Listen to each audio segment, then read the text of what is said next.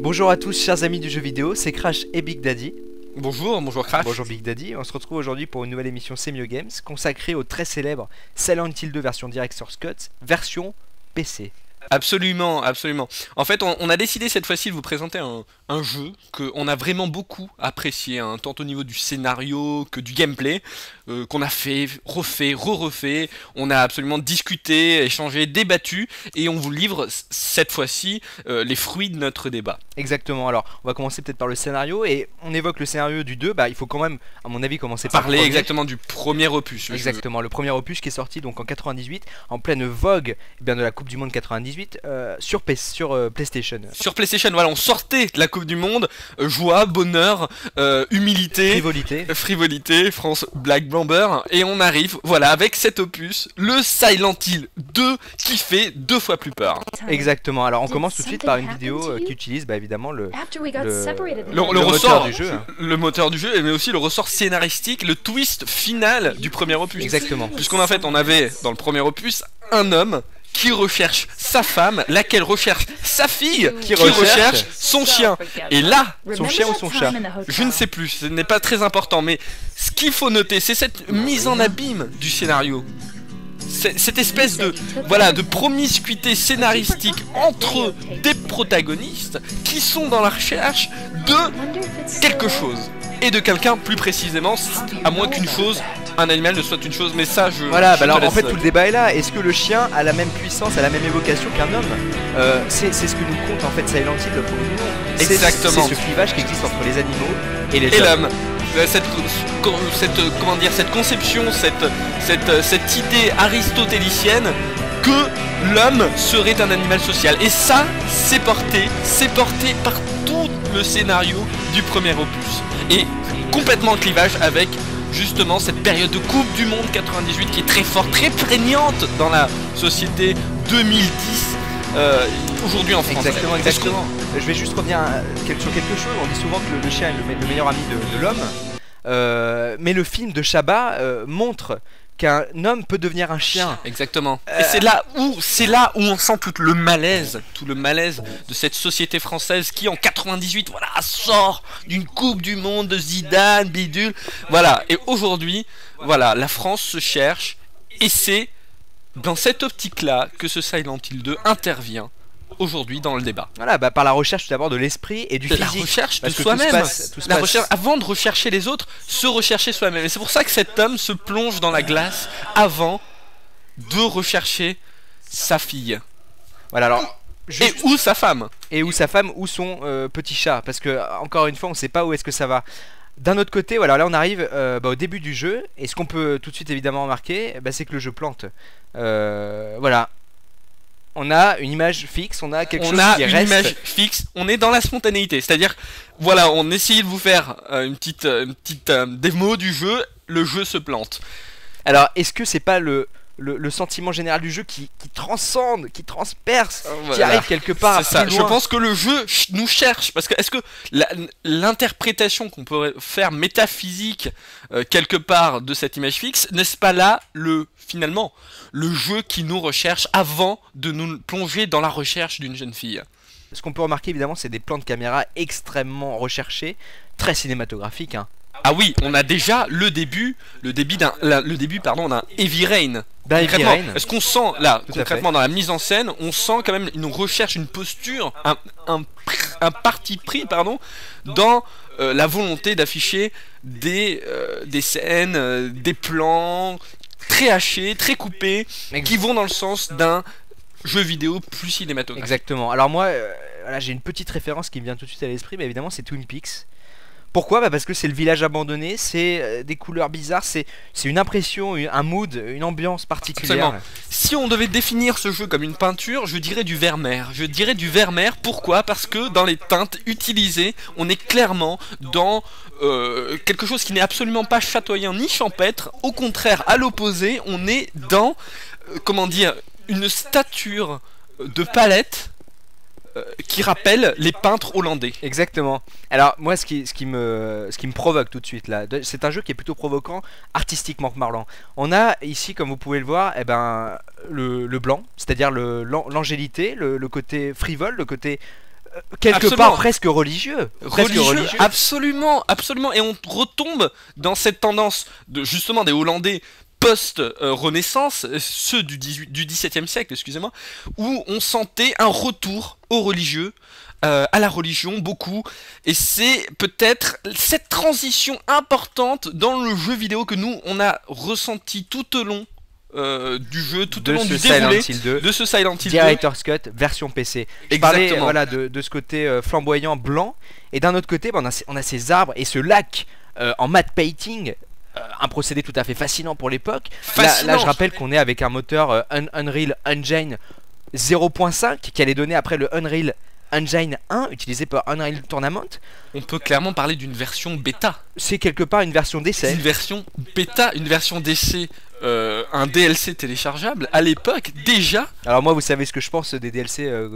Je sais, on va pas en parler devant peut-être nos auditeurs au risque de les choquer, pardon.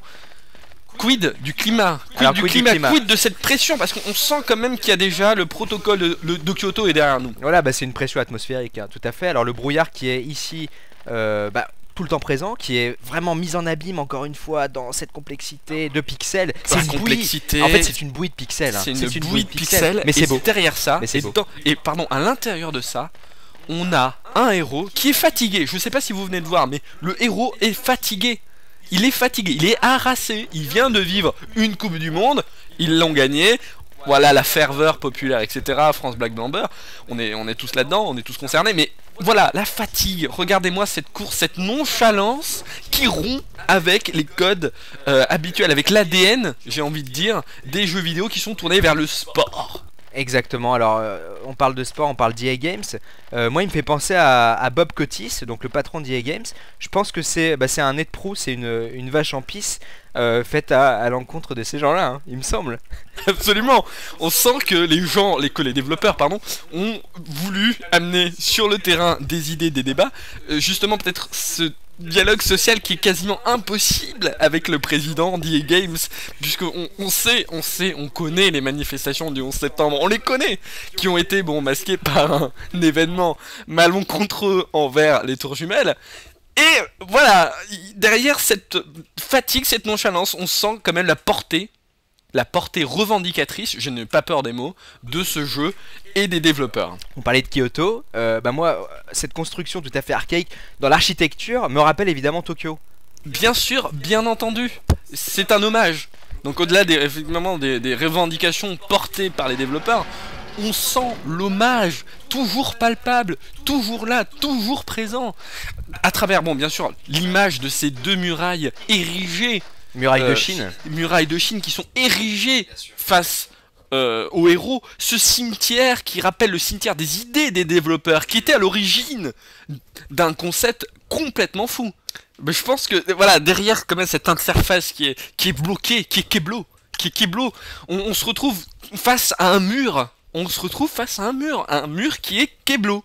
Alors est-ce que ce mur nous rappelle en ce moment les tensions qui se passent, par exemple sur le débat des retraites? Je pense que ce mur s'inscrit dans le débat des retraites et qu'on est clairement dans un délit de faciès. Exactement. Un délit de faciès. Exactement, on retrouve encore une fois cette muraille, mais cette fois-ci qui se retrouve non pas face à une autre muraille, mais un espèce de terre-plein. Alors moi je pense à Motorizer tout de suite. Motorizer, évidemment. Même développeur, évidemment. Konami, Motorizer, Metal Gear, les mêmes. En parlant de Metal Gear, je sais pas si ça vous a fait cet effet là, mais moi le cimetière de tout à l'heure, c'est le cimetière de Metal Gear Solid 4. C'est le cimetière des idées. Le cimetière des idées. Du jeu Metal Gear Solid.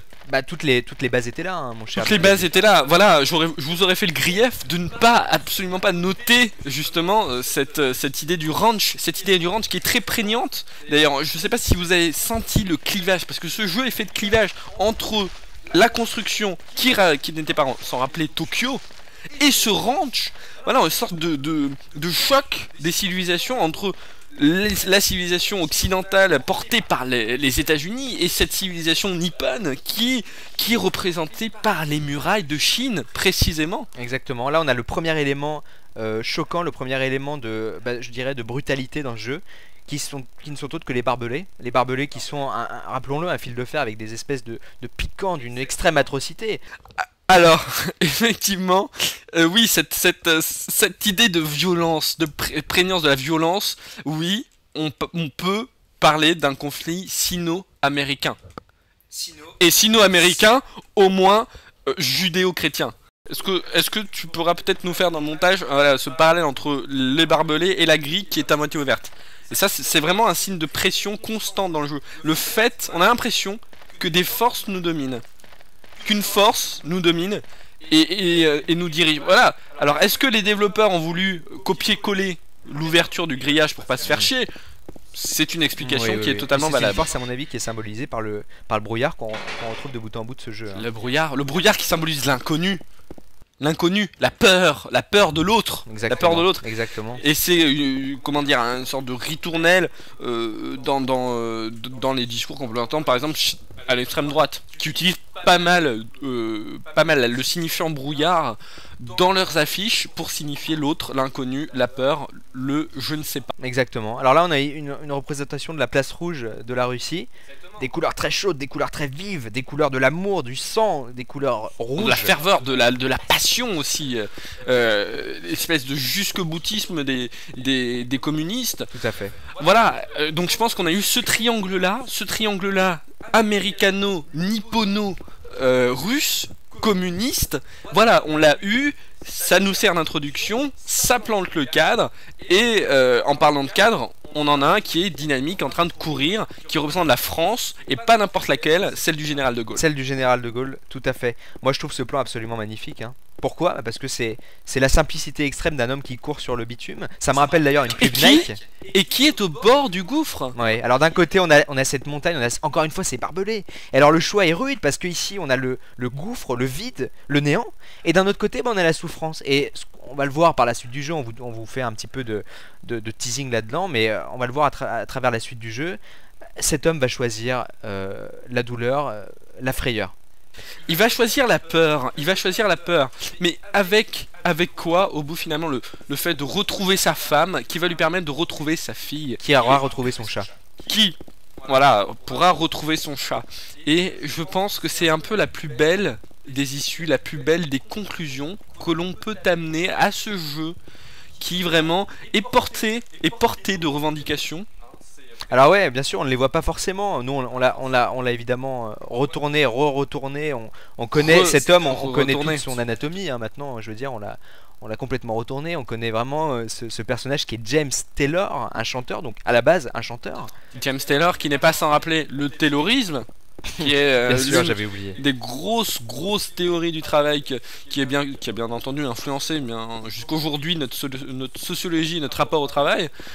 Cette répartition des tâches, voilà, l'homme retrouve la femme qui retrouve la fille, voilà, une sorte de délégation symbolique, et c'est absolument remarquable. C'est remarquable. Je vais juste terminer là-dessus parce que je pense que c'est le temps de conclure. Voilà, là on arrive en fait dans les rues de Silent Hill, de la ville de Silent Hill, qui sera donc le fief, le décor majestueux, le décor principal de cette épopée.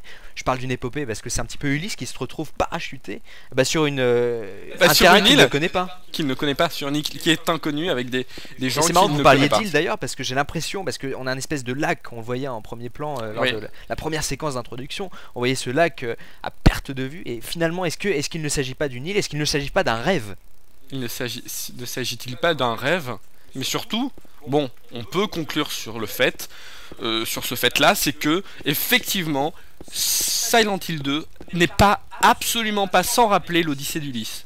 Je débarque sur la plage, je suis face à un lac, face à la perte, un océan en perte de vue, et je suis en train de me retrouver moi, et de retrouver un but qui est celui de retrouver ma fille.